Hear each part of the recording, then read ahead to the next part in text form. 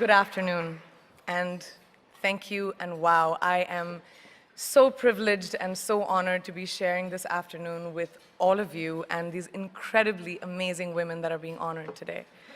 I'd like to extend my congratulations to each one of you, Octavia, Michelle, Kelly, Patty, and all 50 women that have been included in the Impact Report. Your achievements not just inspire me, but also so many others to work harder, to be better, and to make a dent wherever we can. So I'm very, very proud to be standing alongside of you. So in life, there are moments when you stop and ask yourself, how did I get here? Like, why am I standing here? Well, this is definitely one of those moments for me. And I find myself going back to the beginning, back to my roots. I was born to incredible parents, amazing parents who served as doctors in the Indian Army. I was the firstborn, and as far back as I can remember, I made my parents very proud and happy 99% of the time. Okay, slight exaggerations of personal achievements are allowed from time to time, don't you think? My brother was born a few years later, and even then, nothing changed for me. We were both given equal opportunities, and I want to emphasize this. I want to really emphasize this for you because I don't think a lot of people might understand that being equal might seem very normal. But where I come from, India, and a lot of developing countries around the world, more often than not, this is an exception. It's actually a privilege. My first experience of the glaring disparity between boys and girls came at a very, very young age. I grew up in a middle-class family with extremely philanthropic parents who constantly reminded me and my brother how lucky we were and how giving back to those who were less fortunate was not a choice. It was a way of life. Simple. I was 7 or 8 years old when my parents started taking me on these visits in a traveling clinic to developing communities around and villages around the city that we lived in called Bareilly. We were packed into this ambulance, and my parents would provide free medical care to people who couldn't afford it. My job at the age of 8 was assistant pharmacist.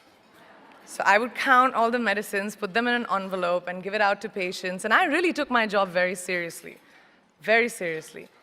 But the more I went on these expeditions, the more I began to notice the simplest things that distinguished a boy from a girl, or a man from a woman. For example, girls were pulled out of school when they hit puberty because they were considered ready for marriage and babies. That's 12 and 13, while boys still enjoyed their childhood. Or basic human rights, such as healthcare, were denied just because they were women. Let's call this whole experience trigger number 1 for me. Fast forward a few years and many, many triggers in between. Like a producer-director, for example, early on in my career, I must have been about 18 or 19, telling me that if I didn't agree to the ridiculous terms or painfully low salary in his movie, that he would just replace me. Because girls are replaceable in the entertainment business. That was a memorable one.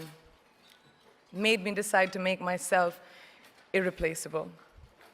But I think what really moved the needle for me and ultimately led me to create the Priyanka Chopra Foundation for Health and Education, and around the same time partner with UNICEF, was an encounter with my housekeeper's daughter.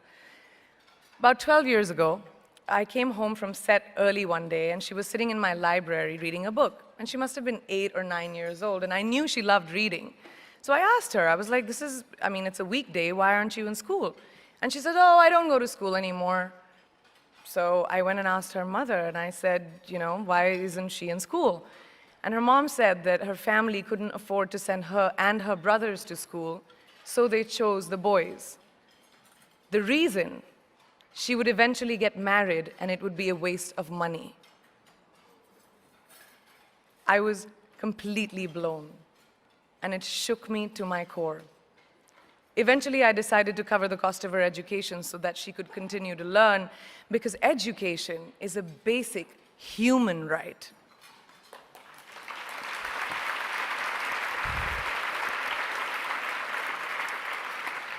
And a huge necessity, especially today. From that point on, I was determined to make a difference in as many children's lives as I could, in whatever big or small way that I could contribute. There's a really, really beautiful quote that I read recently, and I think it's absolutely appropriate to explain what I'm trying to say today. The hand that rocks the cradle, the procreator, the mother of tomorrow, a woman shapes the destiny of civilization. Such is the tragic irony of fate that a beautiful creation such as a girl child is today one of the gravest concerns facing humanity. Girls have the power to change the world. It is a fact, and yet today, girls are more likely than boys never to set foot in a classroom, despite of all the efforts and progress made over the last 2 decades. I'm just going to give you a stat, more than 15 million girls of primary school age will never learn how to read or write, compared to 10 million boys. Primary school, it's the beginning of our future.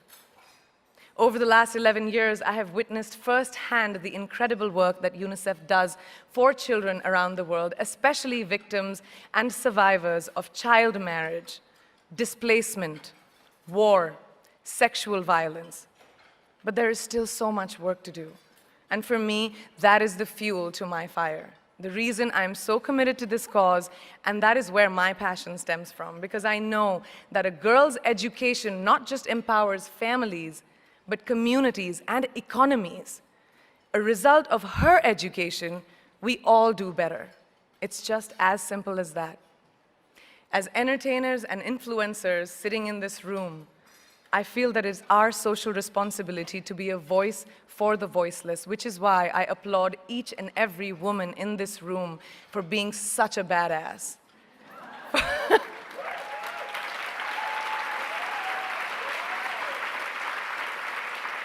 For using your platform and your voice to contribute to change, and for ensuring that there is not even one lost generation as long as we are alive.